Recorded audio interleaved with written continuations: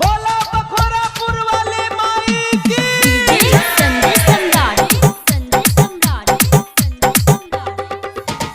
इनके लैली जोरे जोरे नारियल हो, नारियल हो। पूजा करे खातिर गइली मैहर में, मैहर में। इनके लैली जोरे जोरे नारियल हो। पूजा करे खातिर गइली मैहर में, पूजा करे खातिर गइली मैहर में। बघवा के दांत देखी डरा गइल भौजी, भौजी अरे पूजबो ना, अरे पूजबो ना, अरे पूजबो ना कइली घर भाग अइली भौजी।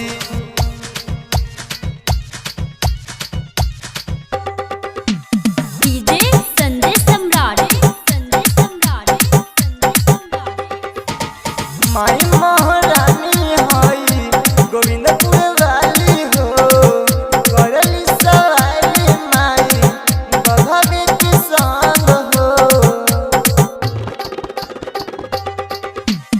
माई महारानी हई गोविंदपुर वाली हो, करली सवारी माई बघवे के संग हो। तब काहे देखी के डरा गइल भौजी, अरे पूजबो ना, पूजबो, अरे पूजबो ना, अरे पूजबो ना कइली घर भाग अइली भौजी। अरे पूजबो ना कइली घर भाग अइली भौजी।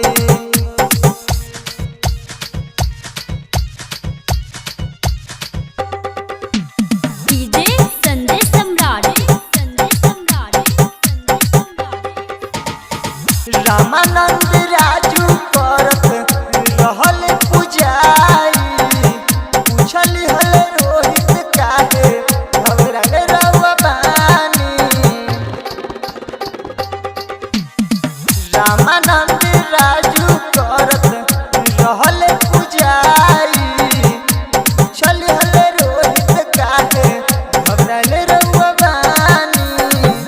बघवा के डार सुनी हद सागल भौजी, अरे पूजबो ना, पूजबो, अरे पूजबो ना, पूजबो, अरे पूजबो ना कइली घर भाग अइली भौजी।